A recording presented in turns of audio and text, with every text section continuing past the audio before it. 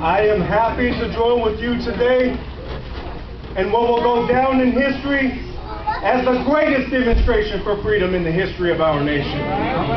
50 years ago, a great American in whose symbolic shadow we stand today signed the Emancipation Proclamation. This momentous decree came as a great beacon light of hope to millions of Negro slaves who had been seared in the flames of withering injustice. It came as a joyous daybreak to end the long night of their captivity. But 100 years later, the Negro still is not free. 100 years later, the life of the Negro is still sadly crippled by the manacles of segregation and the chains of discrimination. 100 years later, the Negro lives on a lonely island of poverty in the midst of a vast ocean of material prosperity. 100 years later, the Negro is still languishing in the corners of American society and finds himself in exile in his own land. So we have come here today to dramatize a shameful condition. In a sense, we have come to our nation's capital to cash a check. When the architects of our republic wrote the magnificent words of the Constitution and the Declaration of Independence, they were signing a promissory note to which every American was to fall heir. This note was a promise that all men, yes, black men as well as white men, would be guaranteed the inalienable rights of life, liberty, and the pursuit of happiness. It is obvious today that America has defaulted on this promissory note insofar as citizens of color are concerned. Instead of honoring this sacred obligation, America has given the Negro people a bad check. A check which has come back marked insufficient funds. But we refuse to believe that the Bank of Justice is bankrupt. We refuse to believe that there are insufficient funds in the great vaults of opportunity of this nation. So we have come to cash this check. A check that will give us upon demand the riches of freedom and the security of justice. We have also come to this hollow spot to remind America of the fierce urgency of now. This is no time to engage in the luxury of cooling off or to take the tranquilizing drug of gradualism. Now is the time to make real the promises of democracy. Now is the time to rise from the dark and desolate valley of segregation to the sunlit path of racial justice.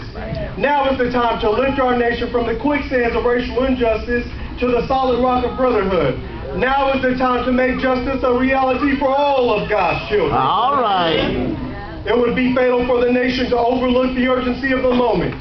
This sweltering summer of the Negro's legitimate discontent will not pass until there is an invigorating autumn of freedom and equality. 1963 is not an end, but a beginning.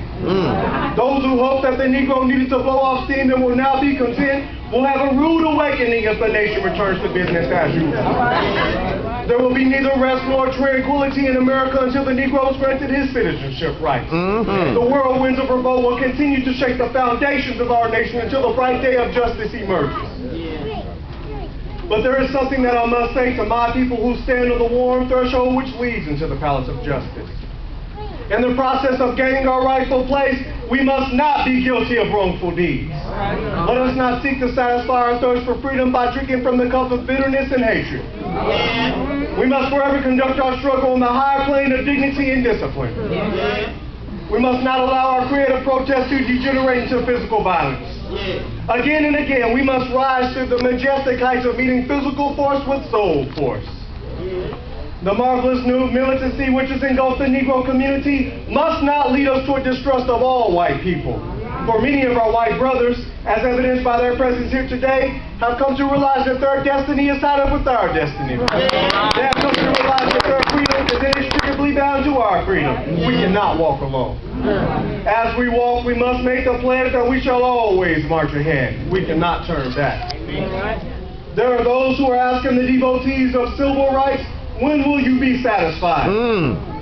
We can never be satisfied as long as the Negro is the victim of the unspeakable horrors of police brutality. We can never be satisfied as long as our bodies, heavy with the fatigue of travel, cannot gain lodging in the motels of the highways and the hotels of the cities. We cannot be satisfied as long as the Negro's basic mobility is from a smaller ghetto to a larger one. We can never be satisfied as long as our children are stripped of their selfhood and robbed of their dignity by signs stating for whites only. We cannot be satisfied as long as a Negro in Mississippi cannot vote, and a Negro in New York believes he has nothing for which to vote. No, we are not satisfied. And we will not be satisfied until justice rolls down like waters and righteousness like a mighty stream. I am not unmindful that some of you have come here out of great trials and tribulations. Some of you have come fresh from narrow jail cells. Some of you have come from areas where your quest for freedom left you battered by the storms of persecution and staggered by the winds of police brutality. You have been the veterans of creative suffering. Continue to work with the faith that unearned suffering is redemption. Go back to Mississippi. Go back to Alabama. Go back to South Carolina. Go back to Georgia. Go back to Louisiana. Go back to the slums and ghettos of our northern cities, knowing that somehow this situation can and will be changed. Let us not wallow in the valley of despair. I say to you today, my friends, so even though we face the difficulties of today and tomorrow, I still have a dream. It is a dream deeply rooted in the American dream. I have a dream that one day this nation will rise up and live out the true meaning of its freedom. Wow. We hold these truths to be self-evident that all men are created equal. Yeah. I have a dream that one day on the red hills of Georgia, the sons of former slaves and the sons of former slave owners will be able to sit down together at the table of brotherhood. I have a dream that one day, even the state of Mississippi, a state sweltering with the heat of injustice, sweltering with the heat of oppression, will be transformed into an oasis of freedom and justice. I have a dream that my 4 little children will one day live in a nation where they will not be judged by the color of their skin, but by the content of their character. I have a dream today. I have a dream that one day, down in Alabama, with its vicious racists, with its governor having his lips dripping with the words of interposition and nullification, one day right there in Alabama, little black boys and black girls will be able to join hands with little white boys and white girls as sisters and brothers. I have a dream today. I have a dream that one day every valley shall be exalted, every hill and mountain shall be made low, the rough places will be made plain, and the crooked places will be made straight, and the glory of the Lord shall be revealed, and all flesh shall see it together. This is our hope. This is the faith that I go back to the South with.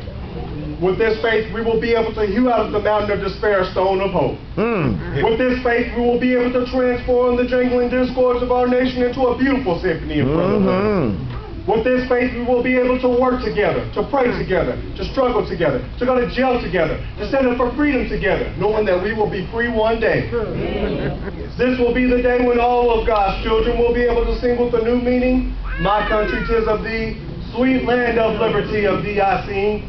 Land where my fathers died, land of the pilgrim's pride, from every mountainside let freedom ring. And if America is to be a great nation, this must become true. So let freedom ring from the prodigious hilltops of New Hampshire. Let freedom ring from the mighty mountains of New York. Let freedom ring from the high Alleghanies of Pennsylvania. Let freedom ring from the snow-capped Rockies of Colorado. Let freedom ring from the curvaceous slopes of California. But not only that. Let freedom ring from Stone Mountain of Georgia. Let freedom ring from Lookout Mountain of Tennessee. Let freedom ring from every hill and molehill in Mississippi, from every mountainside. And when this happens, when we allow freedom to ring, when we let it ring from every village and every hamlet, from every state and every city, we will be able to speed up that day when all of God's children, black men and white men, Jews and Gentiles, Protestants and Catholics, will be able to join hands and sing in the words of the old Negro spiritual. Free at last, free at